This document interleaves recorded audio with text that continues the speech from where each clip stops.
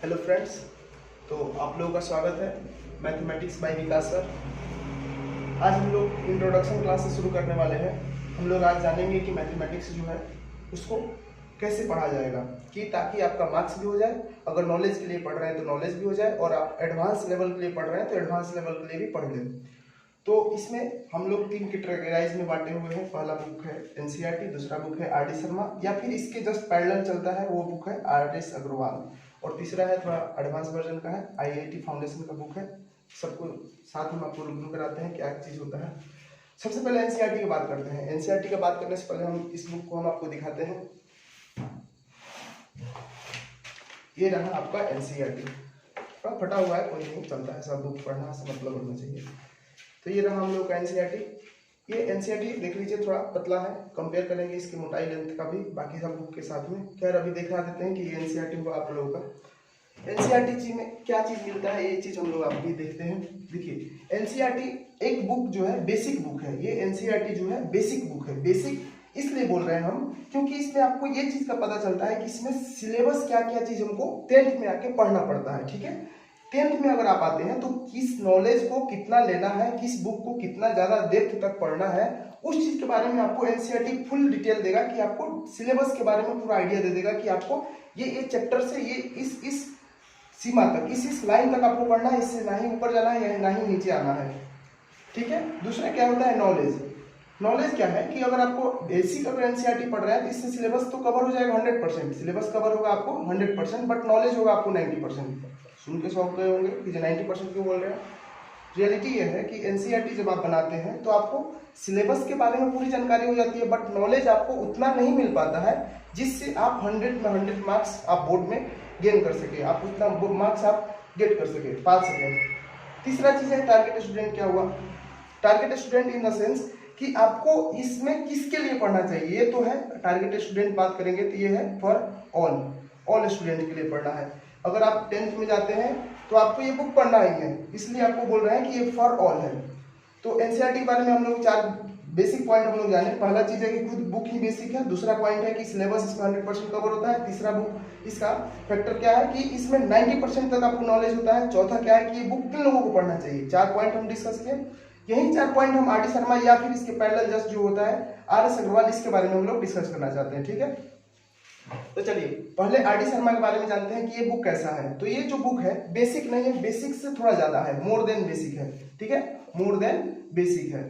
In the sense क्या हुआ कि मोर देन बेसिक का, कि ये जो बुक है आप एनसीईआरटी से थोड़ा स्लाइटली आप बड़ा मान सकते हैं। ये जो है एनसीईआरटी से थोड़ा स्लाइटली बड़ा है, बट ये इसी का अगर कंपेयर हम एक साथ ही करें आईआईटी फाउंडेशन के साथ, तो आर डी शर्मा या फिर आर एस अग्रवाल से IIT foundation much much greater than बड़ा है।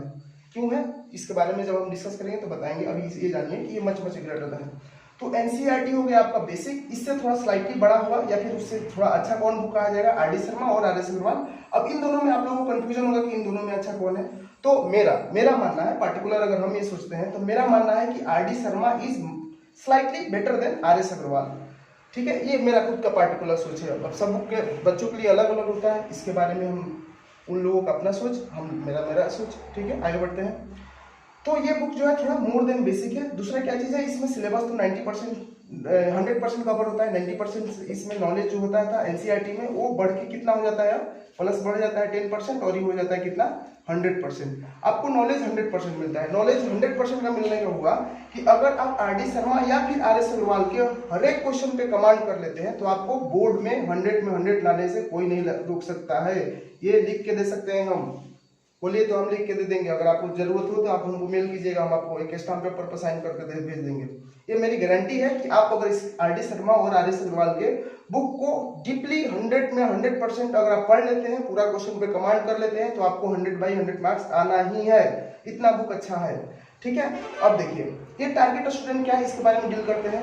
ये बुक उन लोगों के लिए है जो एनसीईआरटी से थोड़ा ज्यादा नॉलेज पाना चाहते हैं और वो थोड़ा कॉम्पिटिटिव एग्जाम का तैयारी करना चाहते हैं। नहीं होता है कि जो कोई बच्चा होता है तो सोचता है आईटी करे, कोई बच्चा होता है जो नीट सोचता है, बहुत सारे वेरियस ऐसे इंजीनियरिंग के या फिर मेडिकल के लाइन में होता है, उन लोगों को ये सब चीज के बारे में जानकारी होता है, तो वो लोग चाहते हैं कि हम आर डी शर्मा या फिर आर एस अग्रवाल को हम लोग पढ़े। तो ये टारगेटेड स्टूडेंट हुए, not for all but only for them who want to study it. Okay, चलिए नेक्स्ट हमारे पास जो है उसको हम लोग डिस्कस करते हैं, वो क्या चीज है देखिए।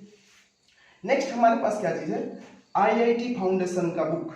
Very good, IIT foundation is the best book. मेरे मानने से सबसे अच्छा यही बुक है, मेरे मानने से सबसे यही अच्छा बुक है। इसके कारण क्या है, क्योंकि ये जो बेसिक नहीं है ये काट दीजिए, यहाँ पे लिखिए एडवांस, सीधे लिखिए एडवांस। ये बुक सबके लिए नहीं है। आगे डिस्कस करते हैं। ये सिलेबस से आउट ऑफ सिलेबस पढ़ाता है, out of syllabus. Out of syllabus in the sense क्या है कि आपको जितना पढ़ना है ना उससे सीधे दुगुना आपको ये बताएगा। आपको एनसीईआरटी में जितना पढ़ना है सिलेबस बताएगा कि आपको इस रेंज तक जाना है, उससे सीधे slightly more than two times आपको इस बुक में दिया गया है। इसमें ऐसे ऐसे चैप्टर्स है जो आपको 12th 10th के ऊपर जो होता है 11th 12th में पढ़ना पड़ता है, ये सब चैप्टर इसमें दिए गए हैं आईआईटी फाउंडेशन की बुक में। ठीक है, ये जो है आउट ऑफ सिलेबस आपको पढ़ाएगा। दूसरा क्या हुआ, इसमें नॉलेज के बारे में करें तो 100% आपको जो नॉलेज चाहिए उससे भी ज्यादा मिलेगा आपको इसमें नॉलेज। अगर आप इस बुक को बनाते हैं तो आपको 100% से ज्यादा नॉलेज मिलेगा। इसका कहने का सेंस ये हुआ कि आप अगर इस बुक को सॉल्व कर लेते हैं तो आपको आगे चल के जो भी कॉम्पिटिटिव एग्जाम हुआ, इसका नाम ही देखिए आईआईटी फाउंडेशन लिखा गया है, तो ये आईआईटी के सोच के या फिर जितने भी वेरियस इंजीनियरिंग हुआ या फिर मेडिकल लाइंस की जितने भी बुक्स हैं उनको ध्यान में रख के इस बुक को लिखा गया है, इस बुक को ऐसे बनाया गया है, डिजाइन किया गया है। तो नॉलेज के मामले में ये बहुत ही अच्छा बुक है, नॉलेज आपको 100% ज्यादा देगा।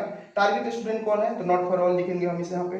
नॉट फॉर ऑल सबके लिए नहीं है, सब कोई इसको नहीं पढ़ सकता है। जो वही पढ़ सकता है जिसको आगे अच्छा करना है, जिसका सपना बड़ा है, जो कुछ आगे करके अपने माता पिता का, अपने देश का, अपने गाँव का, समाज का, सबका नाम रोशन करना चाहता है, उसके लिए। सबके लिए नहीं है, सब कोई नहीं देखेगा उसकी तरफ।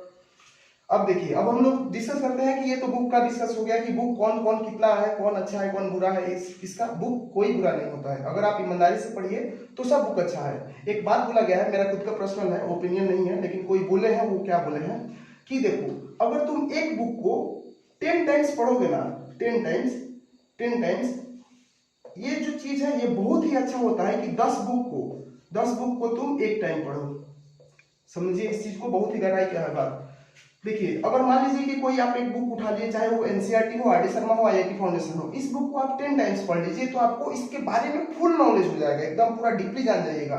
लेकिन अगर आप 10 बुक को, आर डी शर्मा उठा लिया, एनसीईआरटी उठा लिए, उसके अलावा आलोक भारती या फिर बहुत सारा भारती वन, बहुत सारा बुक आता है, उस बुक में से कोई भी बुक उठा लिए, जो भी बुक मिला दोस्त बताए उसको आप लेके चलना शुरू कर दिए, उसको लगे आप पढ़ाने, तो 10 बुक को एक बार बनाने से मच बेटर रहना है क्या कि एक बुक को आप 10 बार बनाइए। तो वही हम बोल रहे हैं कि यही चीज पे ध्यान देना है कि जो कौन बुक किसके लिए अच्छा है।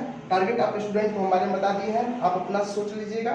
लेकिन इसमें एक चीज हम बताते हैं कि ये एनसीईआरटी है, फॉर ऑल लिखे थे। फॉर ऑल लिखे थे क्या मतलब हुआ कि ये सबके लिए है, सबको ये पढ़ना ही पड़ेगा, क्योंकि इससे आपको नॉलेज उतना मिल जाएगा जिससे आप अच्छा मार्क्स लेके आ सकते हैं और आपको सिलेबस के बारे में फुल आइडिया मिल जाएगा। ठीक है, तो हम अपना क्या सबसे पहले इन सब में बुक डिस्कस सब करेंगे, ये भी बुक और ये भी बुक, तीनों हम आप लोगों को पढ़ाने वाले हैं यूट्यूब के थ्रू। बट इसमें सबसे पहले हम लोग डिस्कस करेंगे क्या चीज, एनसीईआरटी। अब एनसीईआरटी बुक में हम लोग क्या शुरू करेंगे, क्या नहीं शुरू करेंगे।